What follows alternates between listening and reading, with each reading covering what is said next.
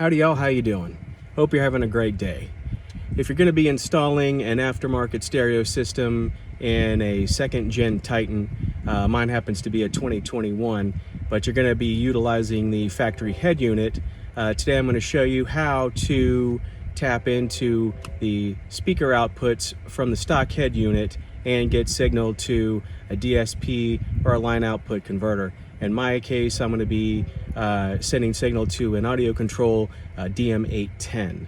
I'm also going to show you what I tapped into to get switched power to turn on a relay that's going to be running a smaller fuse block for LEDs, subsequently to turn on my DM810 and my amplifiers. So if you want to see what I did, stick around and I'll show you. For starters, I'll get you going with the factory wire colors. I'd imagine for all second gen Titans, they should be the same. Not sure about the first gens. Of course, it's best to check when you pull your door panels and pull your factory speakers, just to make sure everything matches. If it's a little bit different, then you're going to have to get in there and figure out which was your positive and which was your negative. But if your colors match up to mine, I'll read them off to you because I know my handwriting's probably not even as good as a third grader's. But your left front positive is going to be blue white, your left front negative will be blue red, left rear will be light blue positive, black and yellow on the negative, right front will be white black positive, blue black negative, right rear positive will be orange and blue, and right rear negative will be red blue. The speed wire I'm using has the quote-unquote universal speaker wire colors. Your left front will be white, white black on the negative. Your left rear is going to be green positive, green black on the negative.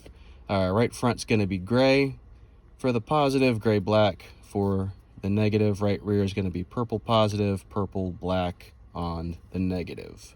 One of the charts that I was able to find showed an amp turn on of a green and white wire.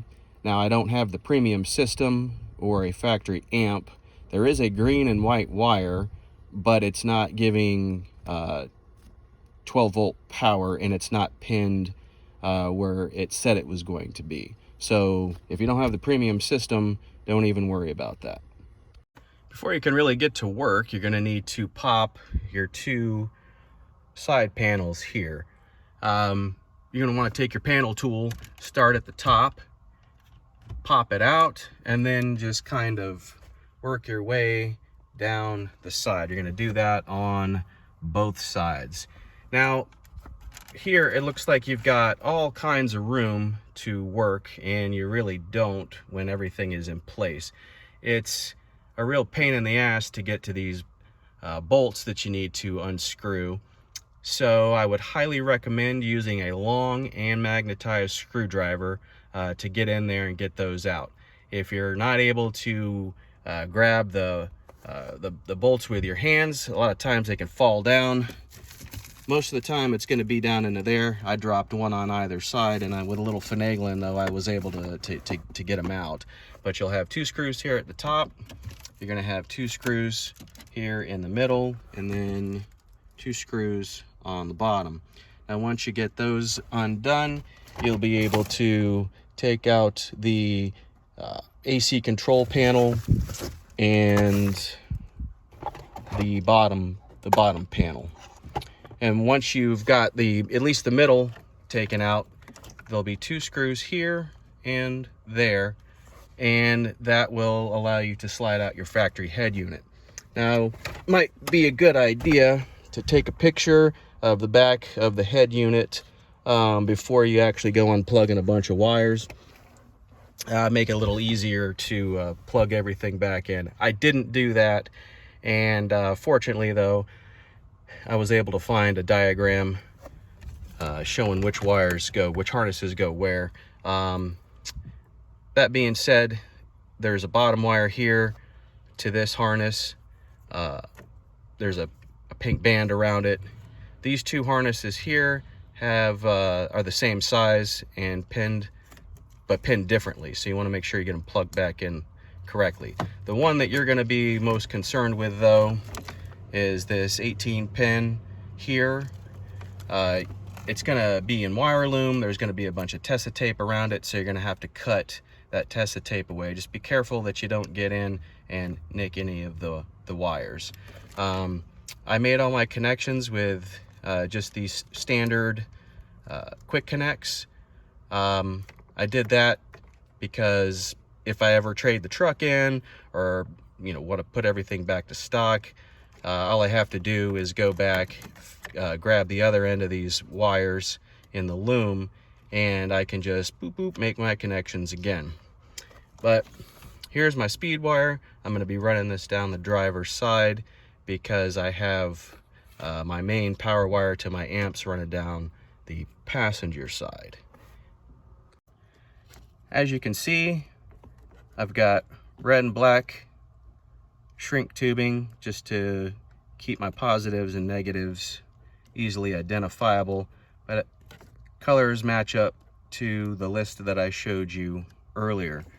The blue wire coming off the speed wire here is going to be my switched or ACC power that's going to trigger my relay to turn on my DM810 and my amplifiers. Now, I was trying to find a wire coming out of these harnesses that would provide a switched 12 volt power. Couldn't find one. So what I ended up doing was coming down here and utilizing the power wire to the cigarette lighter, auxiliary, whatever you want to call it. And I used a splicer. You can get these at any hardware store, and then ran its own lead off of it. Now, of course, I'm going to go back, clean everything up. This will get tucked back into the loom, and I'm going to put Tessa tape around all the wires to keep them secure, and I'll probably find some place to secure the speed wire just to diminish any stress being put on these connections. Some people will say, oh, you need to solder, and yeah, soldering is the optimal way to make all your connections, but this is just signal wire, so I'm not too terribly concerned about it. But that's that. It should be pretty easy once you get the radio out, and just make sure that you tidy everything up and try to put it back to as close to factory as you possibly can. That way it just keeps everything protected. Well, that's that. If you have any questions, comments, drop them below, and I will try to answer them to the best of my ability. Hope this helps some of y'all out, and until next video, peace out.